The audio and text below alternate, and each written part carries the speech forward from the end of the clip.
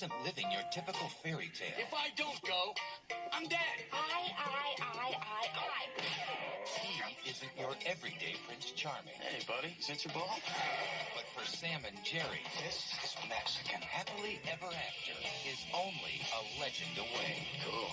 Brad Pitt, Julia Roberts. Honey, you have managed to Forrest Gump your way through this. The Mexican, rated R. Starts March 2nd everywhere.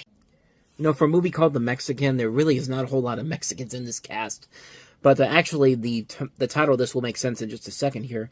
Brad Pitt is given two ultimatums. He plays a guy named Jerry Welbeck. His mob boss wants him to travel to Mexico to get a priceless antique pistol called The Mexican. So that's why the title goes in there. Or he will suffer the consequences. The other ultimatum comes from his girlfriend, Samantha, played by Julia Roberts, who wants him to end his association with the mob. Jerry figures that being alive, although in trouble with his girlfriend, is the better alternative, so he heads south of the border. Finding the pistol is easy, but getting it home is a whole other matter altogether. The pistol supposedly carries a curse Jerry is given every reason to believe, especially when Samantha is held hostage by the gay hitman Leroy, played by Tony Soprano himself, James Gandolfini, to ensure the safe return of the pistol. So you can see there are some brief flashes of promise in this movie. This is directed by Gore Verbinski. This was actually his first film after Mouse Hunt. Good cast overall. I mean, not only the three I just mentioned, J.K. Simmons is in this movie, Gene Hackman, Bob Balaban, David Krumholtz. A really phenomenal cast in general here. The chemistry in this movie is really good, but it's not really the chemistry between Brad Pitt and Julia Roberts that really shines in this movie. It's the chemistry between Roberts and Gandolfini. James Gandolfini plays a very good job of playing a unusual role of a gay hitman, and he plays it pretty good. Like, he plays it to a T, and he does a really phenomenal job in it, and he really brings a lot of the life to this movie. Not to say that Brad Pitt and Julia Roberts aren't bad together, but the real chemistry is between Roberts and Gandolfini. That's the thing that you remember the most from this movie. It feels like they're trying to create a new generation's, like, Romancing the Stone, in a way, where you have Julia Roberts and Brad Pitt in the Kathleen Turner and Michael Douglas role, and maybe Danny DeVito as the James Gandolfini type of role, but it doesn't really come out as well as that movie did. I mean, that movie stands up for a number of different reasons, but this, just those brief flashes of promise there, like the scenes with Roberts and Gandolfini. I guess Brad Pitt is okay in the film, but overall, the rest of the movie itself is kind of formulaic territory. We've seen this kind of stuff done over and over again.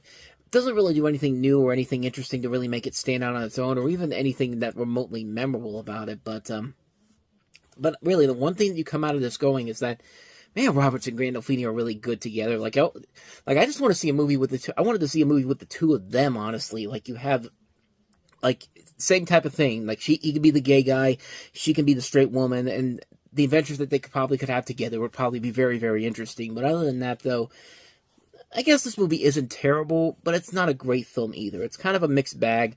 I thought it was okay, but nothing I really want to watch over and over again, honestly, the more I think about it. So that's The Mexican, but I will tell you this, I would gladly take this over our last movie we have here, and that is See Spot Run. His name is Spot, the top canine agent in America. While we ship the dog, He's one smart puppy. His name is Gordon. He's one dumb mailman. that's Satan's dog. On March 2nd, I'm not picking that up. it's doo-doo What's that smell? or die. See Spot Run. What's going on? I'm with Leslie Bibb. What is going on in this movie? So much ridiculousness in this film. David Arquette is a mailman who takes in a stray bull mastiff, the titular Spot, only to learn that he's a trained FBI dog that has escaped from witness protection program and is targeted for attacking a crime boss played by Paul Sorvino. You see Michael Clark Duncan also in there as well, a young Angus Jones, pre 2.5 Men, Anthony Anderson, Steve Shrippa, as I said, Leslie Bibb in this movie. Directed by the guy that would give us the masterpieces of shit like Big Mama's House 2 and Deck the Halls. And Big Mama's Like Father, Like Son 2. I mean, quality movies there. But, no. This is exactly the type of movie that I would expect the director of Big Mama's Like Father, Like Son and Deck the Halls to do. Because it's a movie that just literally has nothing to go for it. I mean, there's literally nothing there. It's just throw stuff at the wall, see if it makes your kid laugh, and then you can get on out of here. And this movie was surprisingly a gigantic hit when it came out. I mean, this was a film that only cost $16 million, but brought it back in $43 million worldwide. But there's one particular reason that I think it's because that it made that much money. Because there was a teaser trailer for a huge Warner Brothers project coming out at the end of the year, based off of one of the most popular children's books of all time, written by J.K. Rowling. I think you know what I'm talking about here. The first trailer for that movie was on this thing, and I think it's one of those things where it was like what we talked about when Phantom Menace had that first trailer come out, and everybody had to see it on the big screen because you couldn't see it anywhere else, and people were just going to these movies that were coming out around that time when that trailer came out, and then leaving just as that was happening. And I guarantee you that's exactly what happened when this movie came out. Like, do not be surprised if you think that's not the case, but yeah, who else looked at this movie and saw anything worthy of value to it? I mean, that trailer alone, so much is going on in there. I have no idea what the hell is going on. Like, there's a scene where, like, David Arquette's blown up in, like, a bubble or something. Then you got these mobsters who want, the lead mobster wants revenge on this dog. Like, it's this, and if you watch these trailers and commercials, it's all the same footage. They use the same footage every single time. It's almost never anything different. It's the same jokes. It's the same scenes. They knew this was dead on arrival, but they had the advantage of putting that Harry Potter trailer on there, and sure enough, made a ton of money for him. I don't know why, because tell me, is anybody out there, if you saw this movie as a kid, do you remember a single thing from it now? 9 times out of 10, 90% of you people probably would not, but then there's that 10% out there that probably would. But, yeah, this is not a good movie. This is a really, really bad movie, so yeah. See Spot run? More like run from seeing Spot running. I don't know. I don't have a good joke to end that. Material of a violent nature. No. You're going to jeopardize my case. If it bleeds, it leads. How far would you go? Just tell us where we can find these guys. For your 15 minutes, I've got to kill someone famous. You think you're going to get away with it, huh? Robert De Niro. Edward Burns. You want headlines? You want to make money? You want to be a celebrity? Shoot me! 15 minutes. Rated R. Now playing. So the story of this movie is that you have a homicide detective played by Robert De Niro and a fire marshal played by Edward Burns, who join forces to apprehend a pair of Eastern European murderers, videotaping their crimes in order to become rich and famous. As the title indicates, it's a reference to the Andy Warhol question, in the future everyone will be world famous for 15 minutes. Well, everybody will be world famous for 15 minutes, but this movie was not famous for 15 minutes. In fact, it was pretty much dead on arrival when it came out. This thing did not do well at the box office. It kind of crashed and burned. And the movie itself was not that great either. It was a movie it's one of those movies that tries to say, like, oh, we're trying to say something about the, violence in the media and all that. But in a movie where it's trying to be like that, it's basically telling you that, yeah, this thing lures heavily on the violence factor, and the satire is not really all that funny. It doesn't have something like on the levels of something like, Roger Ebert kind of said it best. It doesn't have the polish of something like A Natural Born Killers or the Whatever Wag the Dog, but it's not even that entertaining of a film altogether. You don't really get a connection between any of the two leads in this movie, and yeah, it is cool to see Kelsey Grammer in a movie where he has a significant role in here, but it's not really worth it when the film is not really all that great either. You have a lot of good talent in this movie. Avery Brooks from Star Trek Deep Space Nine, Melina Kanakarides from Providence, John DeRista, Charlize Theron, David Alan Grier, Kim Cattrall. Pretty good cast overall in this movie. You even have Anton Yelchin from Star Trek in an early film role. But other than that, though, I don't think the real message of the movie was getting out that well. And it's a shame because this came from the same director that gave us 2 Days in the Valley, which was a decent film overall, but unfortunately not this one. This one really is not that great of a film.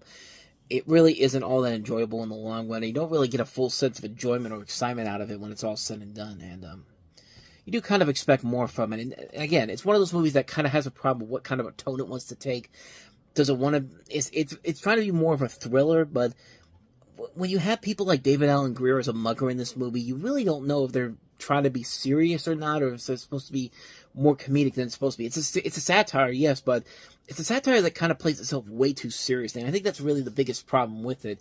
It doesn't know where the line is, what kind of a line it wants to take, and I thought, from me personally, I didn't think it worked, but some people I've seen on here do like it, but I've only seen it once. I've really had no desire to go back to it, quite honestly.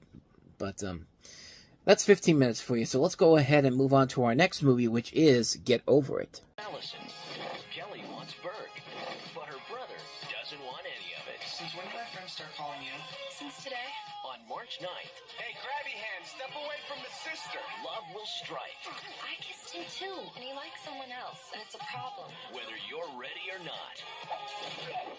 Nice trick, Landers, catching the ball with your face. Kirsten Dunst, Ben Foster, Cisco. Get Over It. Rated PG-13. In theaters Friday, March 9th. Another one of those movies that was trying to capture lightning in a bottle, with Clueless being an adaptation of Emma, and then you had 10 Things I Hate About You. Here's another one that's trying to take a lot from, it's loosely based on a Midsummer Night's Dream, where you have a high school senior who desperately tries to win back his ex-girlfriend by joining the school play. She and her new boyfriend are performing in it, and against the advice of their friends. You see Kirsten Dunst, Ben Foster, Melissa Sage Miller, Cisco, Shane West, Colin Hanks among the cast here, and there's just nothing about this movie that I think really works. I mean, the fact that Cisco is one of the kids in this school, it's just kind of like, yeah, you kind of took all the believability out of the picture there. Another one of those movies that has too big of a cast, really, to make it work, or too good of a cast that I think really deserves a lot more better material than this. I mean, Susie Kurtz, Ed Begley Jr., Zoe Saldana, one of her early film roles, Mila Kunis, Carmen Electra, Vitamin C, Martin Short. There are good talent in this movie. There is good talent in this movie. I don't know what I was saying there, but there is good talent in this movie. But the movie itself really does not justify the quality of the actors involved in it. I feel like a better script for this movie would have done a whole lot better if they had gotten a better writer for this, a better director overall. But it feels like Miramax this is still one of those movies where they were trying to capture the zeitgeist of, what Clueless did, and what movies like 10 Things I Hate About You were trying to do. Like, hey, we can modernize these classic stories and make something unique and different about them. And the end result here, not as good as I think they wanted it to be, and it really backfires pretty quickly. The movie itself is just not really that enjoyable in the long run, and yeah, it's not enjoyable. It's a movie that's not really all that great. It just felt like one of those movies they tried to dump out in January, February, but they tricked the people by putting it out in March because they thought, hey, we've got a movie here, and it just didn't work. It just didn't work in my opinion. So let's get over it. So let's go ahead and take a look at our last film we have here, and that is Blow Dry. From the writer of The Full Monty It is Christina, isn't it? Brian! comes the uplifting tale of young lovers, I missed you. Me too. forbidden passion, Stay clear of that girl. There are people you practice on and people you don't. and ancient rivalries. One of the nastiest double crowns I've ever had the misfortune to tackle. How the mighty have fallen. There used to be somebody, your dad, too scared to even enter now. Yeah, well, I'm not. When two houses of divided style You're cheating. I'm winning. Dance forward, back 30 times a minute. compete for the ultimate crown. What is it, love? It's Dad! He's cooking! It's a tangled weave.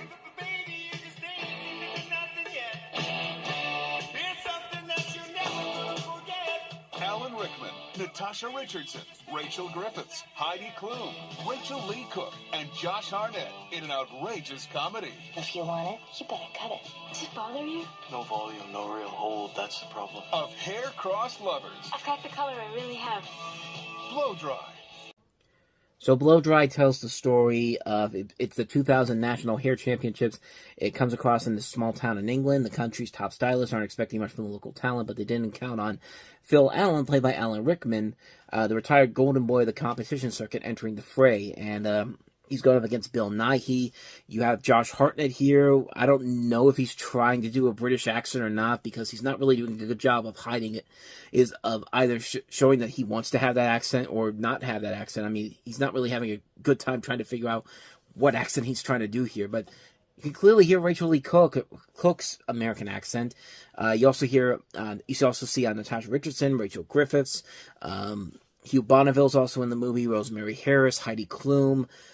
It's written by the guy who gave us The Full Monty, and I don't know, like, this is one that I've never seen it before, but from the trailer, it really doesn't look like a movie that really knew what it was trying to do. Like I said, you can't really tell what kind of an accent Josh Hartnett's trying to go for here. Is he trying to be, is he trying to be a British in this, or is he trying to be American? Because you're in the beginning, he's clearly doing the American accent, but then he changes it over to a British accent. It's just like, what are you trying to do here? And like, I mean, there's possibilities with Alan Rickman and Bill Nighy having this kind of feud between each other, from judging by this trailer. But other than that, though, it doesn't really look like there's a whole lot there to really make this movie stand out as something that needed to be made. I mean, I've never heard anybody really say anything but good about it. The reviews for it are not that strong, so it also didn't help that this movie was actually delayed when Craig Ferguson's The Big Tease came out the year before, which that one looks like it worked better compared to what this movie was trying to do.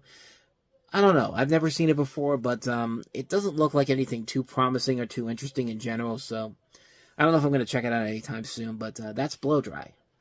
Our guys inside said it took about 50 kilos of heroin. Someone's having a party tonight. In the city's most corrupt precinct, He used to work for internal affairs. How'd you know who you could trust? two honest men are about to bring justice to the law. I want to catch all these guys at once. Stick it to them.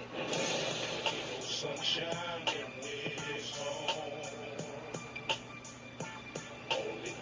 exit wounds.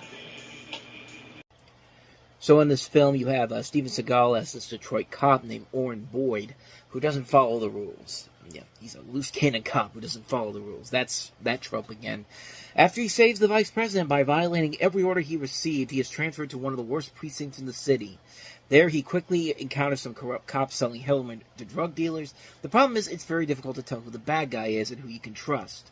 And, couple things of note here to talk about with this movie. This is actually the second film from director Andrzej Bartkowiak. After many years as a cinematographer, he directed Romeo Must Die the year before. He would then follow this up with Cradle to the Grave a couple years later. But most importantly, this was the last film that Steven Seagal did with Warner Brothers as part of that exclusive contract that he had, and B, the last successful film he had as an action star, because after this, he went straight to direct-to-DVD hell, and that's where he's been ever since.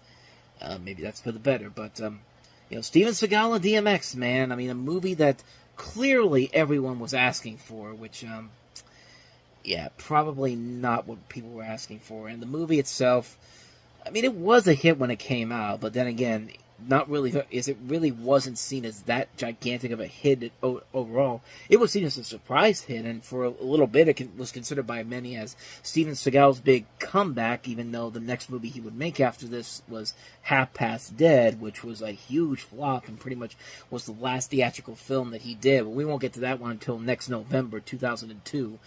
But, looking back at this movie in general, it's just okay. I mean, it's not even the worst movie that Seagal has ever done, and he's not really even the best thing about the movie in general. I think most of the other performances in the movie are fine. DMX, he does show that he has some acting potential in this movie, and he does the best job he can under the circumstances he has to work with here.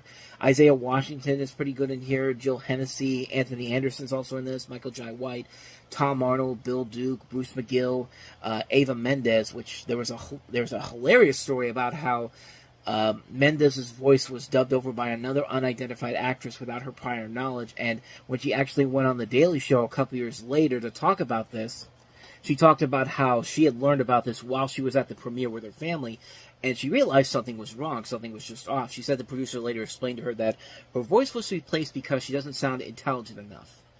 And then Mendez literally told Jon Stewart, a Steven Seagal film, and I didn't sound intelligent enough, which I think that pretty much sums up everything, especially when you consider that Seagal literally has his voice dubbed in nearly every single movie he's involved in. I mean, especially the ones that are that come out on video and DVD later on down the road. But it's just like, he's the one he's perfectly fine, but she's the one that has to have her stuff cut out of there. I mean, it's just it's ridiculous, and this movie gets really ridiculous at times. Like I said, it's not a bad movie, but you really need to go into this movie knowing what you're going in for here. I mean, this is a film that clearly is not meant to be taken seriously by any means. And like I said, it's far from the worst thing Steven Seagal has done as a filmmaker. I mean, On Deadly Ground probably still breaks the top of that list in terms of theatrically released movies of, like, the worst of the worst for him. But this is just kind of like, for a one-time watch, it's fine, but you have no real reason to ever watch this again, really, when you think about it.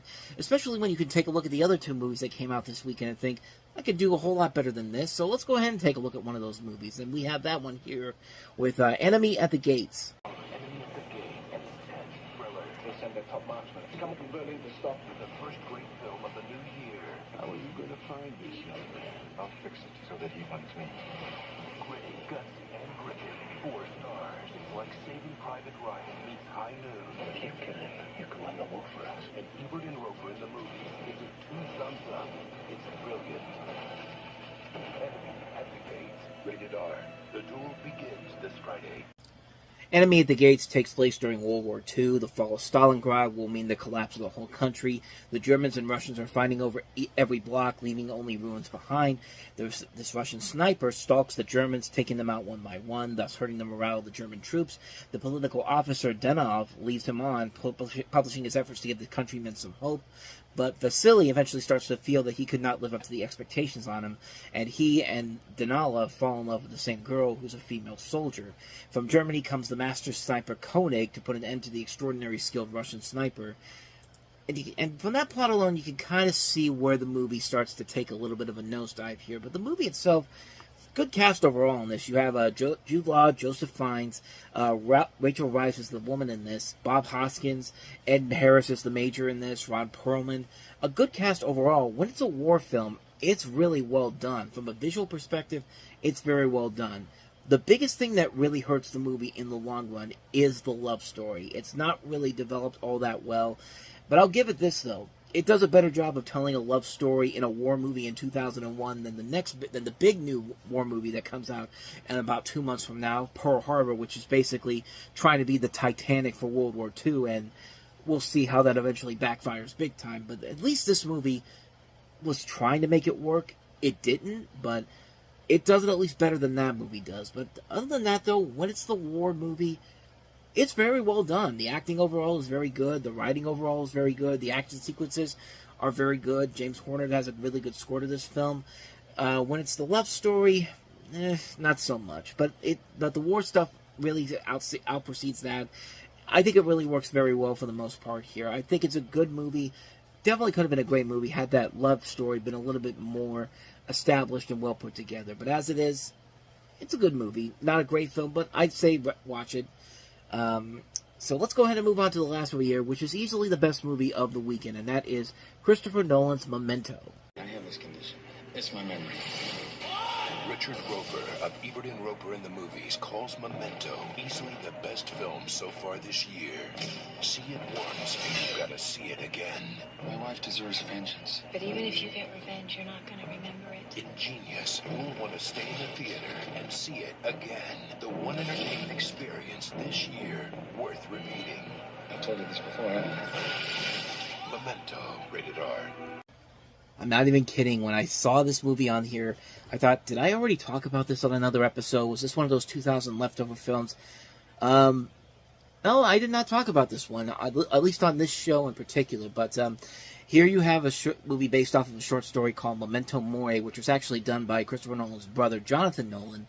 And you have Guy Pearce, who plays a man who suffers from anterograde amnesia, resulting in short-term memory loss and the inability to form new memories. He uses an elaborate system of photographs, handwritten notes, and tattoos in an attempt to uncover the perpetrator who causes him to sustain the condition. And this one is filmed with like a non-linear narrative, presented in 2 different sequences as scenes interspersed during the film. A series in black and white and shown chronologically, and a series of color sequences are shown in reverse order, simulating for the audience the mental state of the protagonist. The 2 sequences eventually meet up at the end of the film, producing one complete and cohesive narrative. When you think Christopher Nolan, this is definitely the film you think of when you think of Christopher Nolan. And, I mean, it's a really good film. It's really what Christopher Nolan does so well, and he's got a great cast to work with in this movie. Guy Pearce plays the role very well here, Leonard Shelby, Carrie-Anne Moss, Joe Pantoliano. Great writing overall. The visual aspect of the film is very well done, and like I said, it's that way that he makes this movie, and he's very much like he creates a very different and unique edge to it that really gives it this its own little spark, its own little edge to it. But like what we see from later on from Nolan's work with stuff like Batman Begins, and like even before that with Insomnia, and then what we've seen as of late with stuff like Oppenheimer. I mean, this is a really well made film. It keeps you invested in what's going on in terms of the mystery aspect. It's just a well made film all the way through. It's a very well done film. I mean, not much more I could say about this one. I mean, if you like Christopher Nolan's other movies, you will definitely find a lot to really admire about this movie, because this is where it's pretty much where it all began, quite honestly. And it's a great film. It kind of still holds up after all these years, no matter what American Dad tells you. I mean, I've seen Memento. I think it's just as good the second time. If you don't get that joke, watch the first episode of American Dad. It's literally one of the first jokes Stan says when he walks into the door. It's like the 5 minutes into the episode. I mean, you'll get the joke there. But bottom line, Memento is a really good movie. You should watch it. Your trash is on fire. He's hardly charming. Oh, look at all the fish. Got it. He's hardly breathing. And that's exactly the way they like it. The older the better. With luck, they died right after the wedding. Marry me. We're talking a settlement of $20 million. Oh, darling. Heartbreakers, rated PG-13, starts Friday, March 23rd at theaters everywhere. So here we have Sigourney Weaver and Jennifer Love Hewitt as a mother-daughter con team. Max singles out wealthy men and convinces them to marry her. Once married, Paige seduces them, ensuring that Max catches them in the act. Cue divorce proceedings at a large settlement, but it gets complicated when they have to deal with this tobacco dealer played by Gene Hackman, and then there's also a bartender played by Jason Lee that gets involved, and one of Max's exes played by Ray Liotta gets involved, and of course chaos ensues. So in a way, it's kind of there's a lot of there's a little bit of Dirty Rotten Scoundrels into this mix here. And the movie itself really is well done. It's a very funny movie. This is directed by David Merkin, who's done a lot of work for The Simpsons. The last movie he directed, actually, was Romeo and Michelle's High School Reunion. But I think this is truly his magnum opus film. This is a really funny movie. Sigourney Weaver and Jennifer Love Hewitt play the mother-daughter team very well here. Gene Hackman has a very funny role in this movie, as does Ray Liotta. Jason Lee's very good in here. It's the last time you'll ever see Anne Bancroft, because she passed away a couple of years after this movie came out. It's not the best movie in general. I would honestly say the first maybe 45 minutes of not even the first 45 minutes, maybe the first hour and a half were pretty good. But then you can definitely tell it's going a little bit too long, especially in the third act of the movie. The last 30 minutes really feel like they're tacked on for no particular reason except to add a third act that feels completely pointless and just does not feel like it's necessary to the storyline, and it really does show. It doesn't affect the overall enjoyment of the movie too much, but it does drag on. If the film had stopped around maybe the 90-minute mark, I would honestly say this is definitely one of the most underrated comedies ever. But as it is, it's a pretty good comedy. Plus, Sigourney Weaver, Jennifer Love Hewitt, man, these two really do work off each other so well. And I'll say this, the sex appeal in this movie actually does work pretty well here. I mean, this is a film that, I'm gonna be honest with you. The reason I saw this movie for the first time when I was little was because of those scenes of you see Sigourney Weaver in some pretty sexy lingerie in the beginning of the movie, and then and then Jennifer Love Hewitt's got like her boobs and her ass out so much. I mean, what can I say, man? That was what I was. I was a prepubescent 13-year-old kid when this came out. Actually, 12-year-old kid when this came out. So, of course, that's the first thing I'm going to notice when I see this movie. But yeah, like I said, it's not an overall great film, but when it does work, it works very well. Like I said, the first 90 minutes of the movie really work well on their own. It does drag on in the last 30 minutes of the movie, but not enough to the point where I can say it's a bad film. It just takes what could have been a really great film and makes it a mostly enjoyable film. It delivers what it promises. It does make you laugh a lot. There are a lot of funny moments in this, and I think it's a well-made film for the most part. If that last 30 minutes had been a little bit better, I would probably say that this would be an underrated film, but as it is, it's a good movie. Definitely could have been better if the last third was pretty good, but it's fine for what it is. So that's Heartbreaker. So let's go ahead and move on to the next movie we have here, and that is The Brothers. You want me to work it? Good men aren't hard to find. We're single professional men. Free to cream You on the bottom of the barrel. Morris Chestnut. Would you like to meet my sister? I'm kind of off the market right now. G.O.U. A young brother's getting all he can stand these days. Bill Bellamy. I'm Lamozinda. Lama what? Shamar Moore. We're getting married. Here we go. Come on, that's the brothers. Rated R. Opens everywhere March 23rd. So the story of this is, it's pretty much a male equivalent to something like Waiting to Exhale. You follow these 4 African-American men, played by Morris Chestnut, D.L. Hughley, Bill Bellamy, and Shamar Moore, as they take on love, sex, friendship, honesty, and commitment. And, like I said, man, I mean, the trailers basically sum this up as a male equivalent to something like Waiting to Exhale. I've seen Waiting to Exhale, and I like that movie a lot. This one I've actually never seen before. I've only ever seen, like, little bits and pieces from trailers and commercials alone. So I can't really say for certain that this movie is... I've seen the movie and I can give an honest review for it, but, I mean, it does feel like a movie that comes in the same lines as something like a Waiting to Exhale or Soul Food, or a lot of these movies that have this type, like The Wood.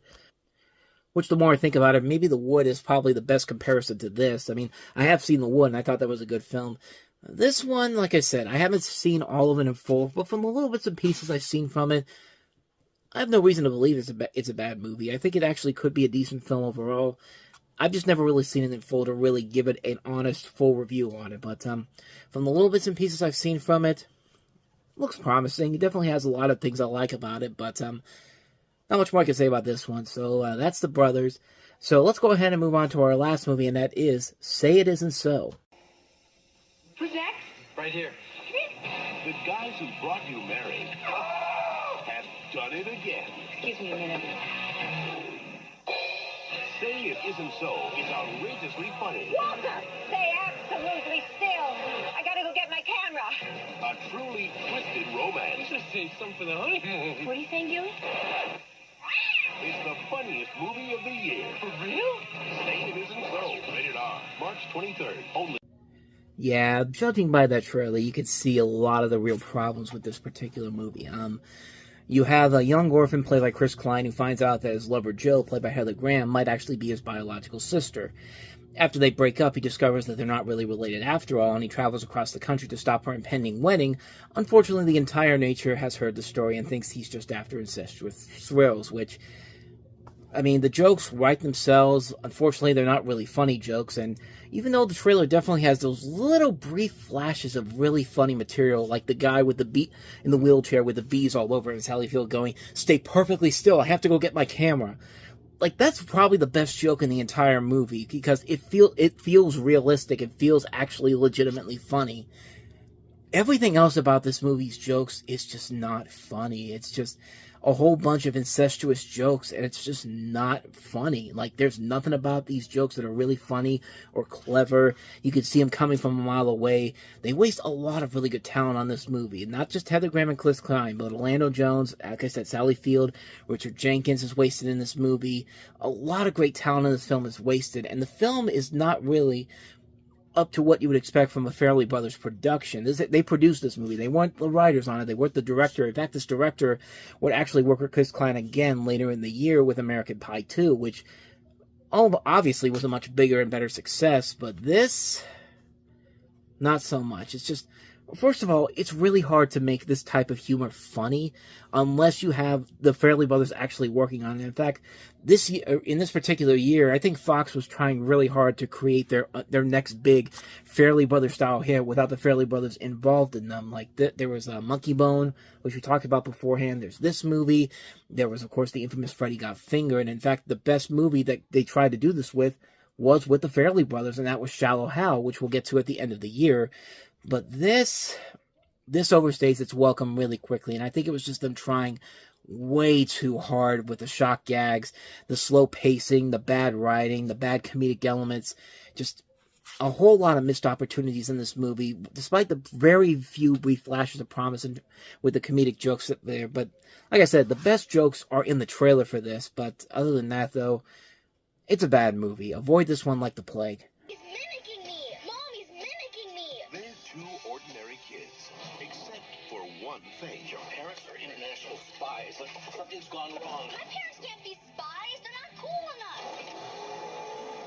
That's cool. Now, they're on a mission to rescue their parents genius. Spy Kids, rated PG, in theaters. So the story of this is that you have two parents, Gregorio and Ingrid, played by Antonio Banderas and Carla Gugino, who are the two greatest secret agents the world has ever known. Masters of disguise, mavens of invention, able to stop wars before they even start. And working for separate countries, they are sent to eliminate their most dangerous enemy, and that is each other.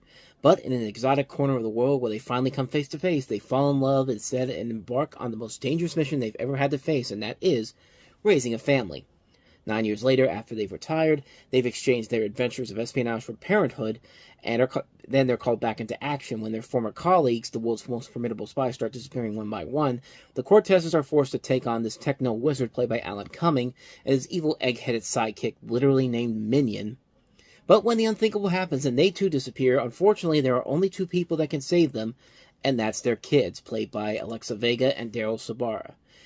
You know, Spy Kids is a very interesting movie, to say the least. On the one hand, it looks really silly, it looks really childish, but that's kind of the charm of this movie. I mean, take for example, a movie like C-Spot Run, which we talked about beforehand. That's a movie that clearly had no idea what the hell they were trying to accomplish, and they thought they had something special, and they just had something really, really stupid, and only knew that they were going to make their money back because they had the Harry Potter trailer attached to it. This movie, on the other hand, takes a concept that should be really dumb and visuals that should not look good and actually makes something pretty wholesome and charming for once, and especially for a director like Robert Rodriguez, whose movies up to this point have included stuff like, you know, From Dusk Till Dawn, Desperado, The Faculty, not really a whole lot of family movies in general. For him to go to this and do like a fun family movie like this, that's a pretty big accomplishment. It shows his range as a filmmaker as a whole. And it really shows when you have a really good cast that's fully committed to this. Alexa Vega and Daryl Sabara work very well as the two kids. Antonio Banderas and Carla Gugino are a lot of fun as the parents. Alan Cumming has a good role as the villain of the film. You got Terry Hatcher, you got Cheech Marin. This is actually the first time you see Machete, Danny Trejo, in this movie, even though he'd go on to have his more R-rated material coming on later on down the road. Robert Patrick, Tony Shalhoub, Mike Judge, George Clooney. I mean, Richard Linklater's in this as well. He got a lot of people in his movies, and he makes a fun movie that really should not be as fun as it is, and yet somehow it surprisingly works, and it still holds up after all these years, and in fact, it's even gotten better as time has gone on. That's the interesting thing about this movie, and even with the second movie in particular, like, these two movies really have gotten better over time, and that's something that's really, really impressive. Spy Kids 3D, not so much, but you know what? It's better than what they did after that with All the Time in the World, and then the reimagining they just did the past year with Armageddon. So I guess you got to give them that. But as far as this movie goes, it's a ton of fun. I really say it's worth a watch. It's definitely worth it, and it's really impressive to see what a difference this movie is over 20 years later. It really has gotten better over time the more I think about it. So with that said, let's move on to the next movie, which is Someone Like You. I'm not with you. I'm thinking about you. The only thing scarier, I don't think I can do this. Do what? Us. Than falling for Mr. Wrong is finding Mr. Right. Isn't that complicated? It's never complicated. This Saturday, You're a cheerleader, show me. 20th Century Fox invites you to a sneak preview of the romantic comedy of the year. Whoa. Ashley Judd. I hate you. Someone Like You. Rated PG-13. Special sneak preview Saturday in select. Another one of those pretty bland, mediocre comedies that Ashley Judd was in around this time period. She stars alongside Greg Kinnear and Hugh Jackman as a heartbroken woman looking for a reason why she was dumped.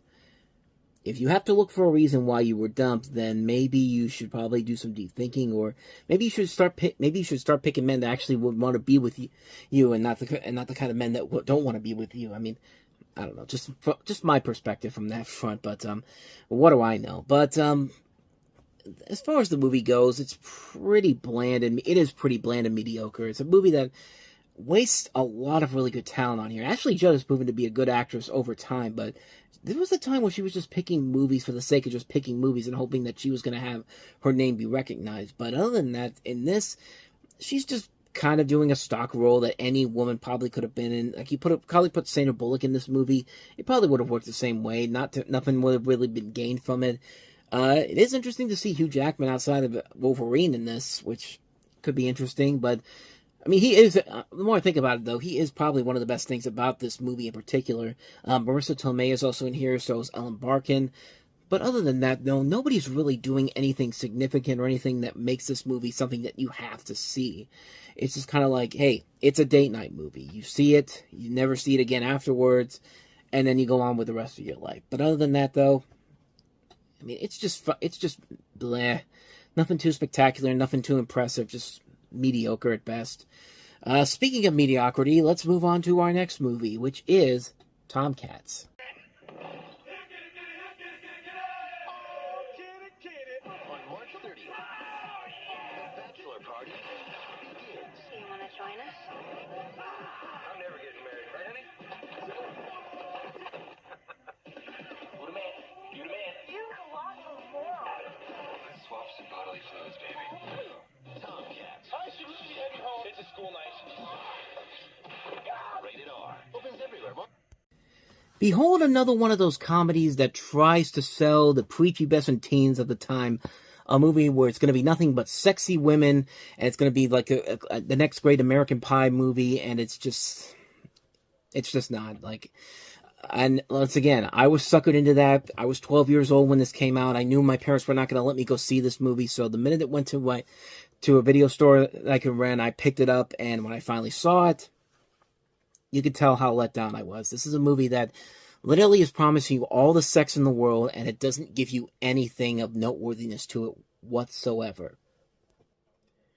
So the storyline of the movie is that you have 7 years ago, a bunch of friends make a bet that they'll give the last remaining bachelor a ton of money. Now, after losing a ton of money in a Vegas casino, a character played by Jake Busey, if I remember correctly. No, this is Jerry Connell. Jerry Connell has to quickly get his friend, played by Jake Busey, married so that he can collect the prize to pay back his debt. And, of course, hilarity ensues. You have Shannon Elizabeth, who plays the love interest in this. You see Jamie Presley in there, Horatio Sands, Bernie Casey is in this as well, David Ogden Stiers. A bunch of Playboy centerfolds and sexy women, and, yeah, there is nothing there. There is nothing in this movie whatsoever. It's a movie that is literally the pure definition of a cock tease, because it teases you with the idea that you're going to see all these scantily clad women and they're going to get naked. It's going to be that type of movie that you're going to remember, like American Pie. But American Pie has a good story and good characters to it that makes you want to stick around for it. This does not. This is a bad romantic comedy disguised as a raunchy sex comedy, and not even a good raunchy sex comedy. I mean, the poster for this alone is literally a woman with a diamond ring in her belly button, wearing these boxers, looking like she's about to take them off, because that's the only way you're going to sell this movie to people, is if you promise TNA, and it just doesn't work. It does not work whatsoever. It's a really bad movie. It's not funny. It's boring. It's not enjoyable. It runs way too long. It falls into lazy romantic comedy cliches that you've seen done over and over again. Like, the moment you see what the big third act surprise is going to be, it's just like, really, we're doing this again? I hated this movie. I hated this movie when I saw it as a teen. Even when I went back to it, I hated it then. It just sucks. It's a horrible, horrible movie that missells you on everything. It's a friggin' mess, man. It's a friggin' mess. So let's see if we can mend the tides a little bit here. Let's see if we can end this on a positive note with our last film, and that is The Tailor of Panama. You'd be healthier if you stuck to tailoring.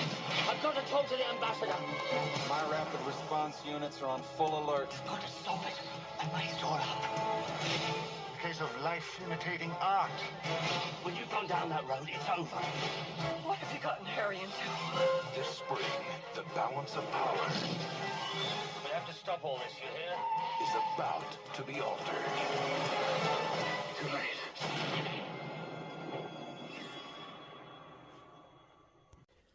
So this is a John Borman-directed spy thriller with Jeffrey Rush playing the title character, who's a former convict turned tailor who is strong-armed by more MI6 agent, played by Pierce Brosnan, into spying on the Panamanian government.